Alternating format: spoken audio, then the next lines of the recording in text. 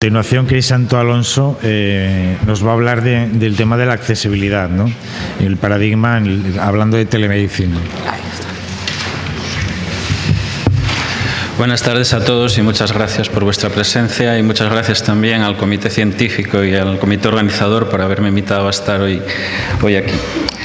Que creo que estamos en un momento que Sky lo definía como la ejecución práctica del conocimiento, que al fin y al cabo de eso se trata, y creo que ahora por la tarde estamos viendo en vivo y en directo al final todo este conocimiento para qué nos ha servido, ¿no? Tanto a nosotros como por supuesto al eje principal del sistema, que son los pacientes.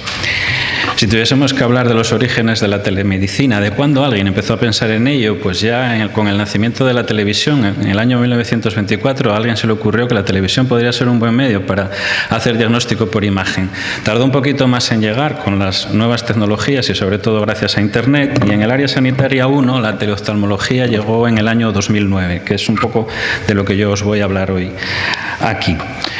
En relación a la telemedicina en España, quizás fue la final del siglo pasado, que mal suena ya esto del siglo pasado, cuando el proyecto Plan Nacional de Banda Ancha pues permitió empezar a hablar y a desarrollar proyectos de telemedicina en el territorio nacional. En Asturias, en concreto, se trabajó en aquella época en los hospitales de Cahueñes y en el Hospital Central de Asturias ya sobre teleradiología.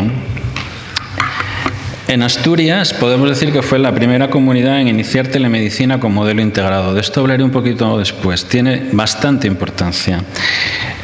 Por supuesto, de DESIS, que ya hablamos esta mañana, bajo su paraguas, y el Sistema de Información Asistencial Integrado, pues en el año 2006 se empezó la implantación de la historia clínica a imagen digital junto con la teleradiología. En el año 2009, en Asturias, empezamos a hablar de teleoftalmología y también de teledermatología. Ahora ya ha extendido a todas las áreas sanitarias. La teledermatología tardó un poquito más en llegar, pero ha llegado también, ¿no?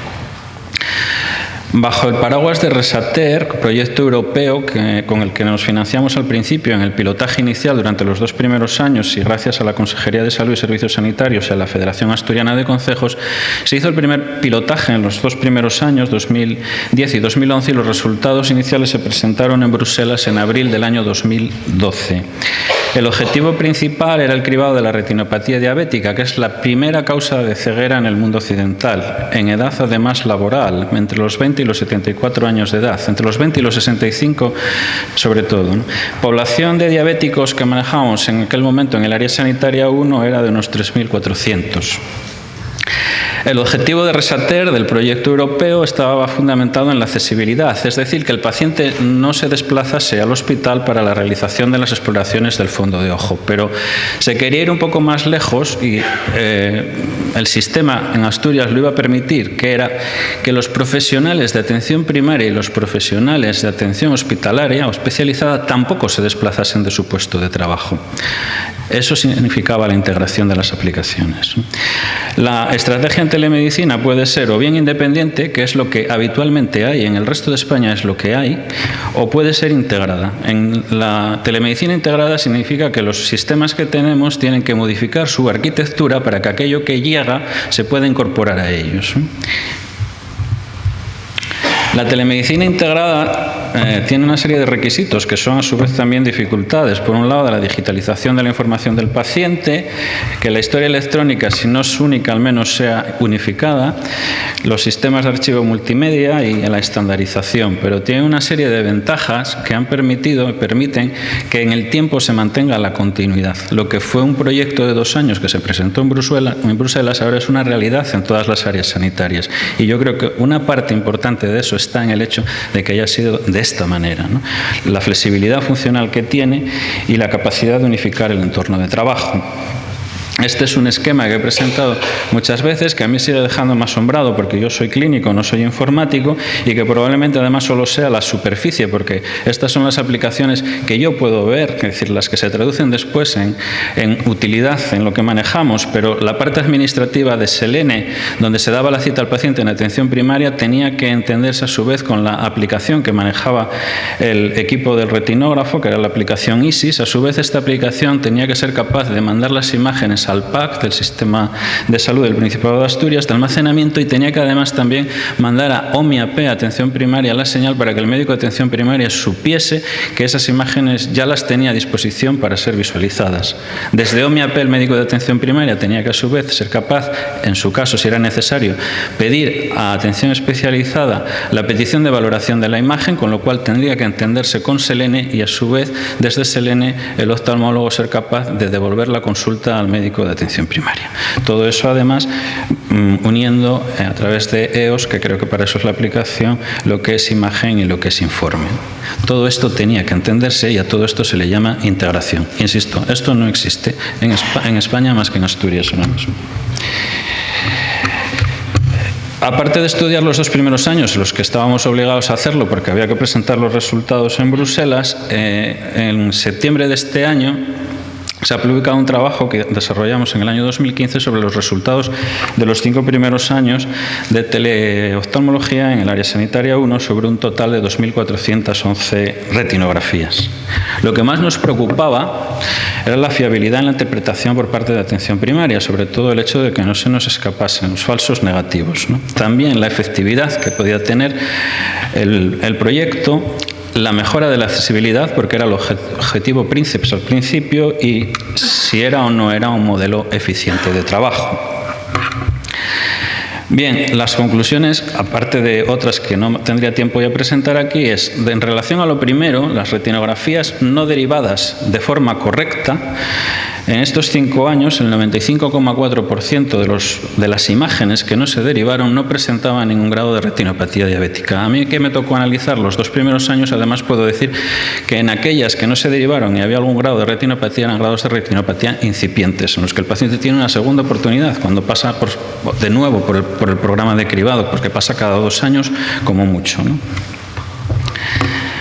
En relación a las retinografías derivadas de forma correcta, en el 43,3% de las imágenes se encontraron hallazgos de retinopatía diabética moderada o severa. El 28,3% se enviaron por imágenes de mala calidad. Aquí el 70% de esto estaba concentrado en los 2 primeros años, pues por factores de aprendizaje fundamentalmente, tanto de las personas que hacían las imágenes como también de los profesionales al interpretarlas, ¿no?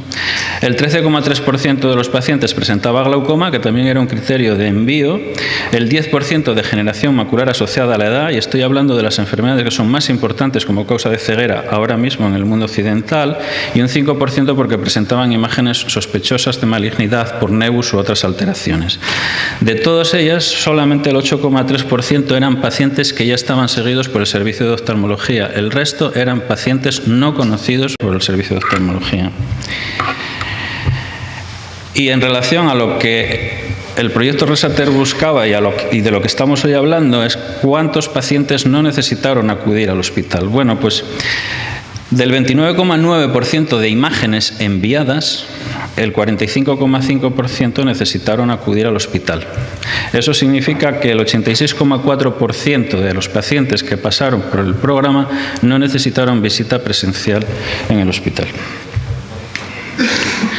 En una aproximación a la eficiencia, y digo que es una aproximación que hay que tomar pues colocándola entrecomillada porque está basado en datos de cálculo realizados primero en el País Vasco sobre un programa que no es igual que el que manejamos en Asturias, pero que hace una valoración de costes en relación a una consulta presencial y una consulta no presencial. Viendo el número de pacientes que no tuvieron que acudir al hospital, estaríamos hablando de un ahorro estimado de unos 152.000 euros. Y el futuro está a las puertas. Ahora mismo la imagen en oftalmología y en otras especialidades avanza cada vez más. Ahora mismo ya existen unos equipos llamados tomógrafos de coherencia óptica que son capaces de hacer diagnósticos precisos, no solo del fondo de ojo para la retinopatía, sino también para el glaucoma y para la degeneración macular. Diagnósticos de alta precisión que son imágenes que se pueden mandar desde cualquier lugar y, por supuesto, desde un centro de salud a un oftalmólogo sin necesidad de que el paciente acuda al hospital. Quería decir, y ya con esto acabo porque imagino que no vamos muy bien de tiempo, que si yo estoy hoy aquí parafraseando un poco a Isaac Newton es porque yo he caminado a hombros de gigantes. Yo solo soy hoy la cara visible de un trabajo en el que están inmersos, si no centenas, muchas decenas, y diría que centenas de personas y de profesionales que van desde aquellos que empezaron trabajando, dando los primeros pasos en las áreas de informática, a los profesionales médicos, de enfermería, etcétera, etcétera, que a lo largo de estos 5 o 6 años han desarrollado el trabajo que yo ahora puedo presentar aquí.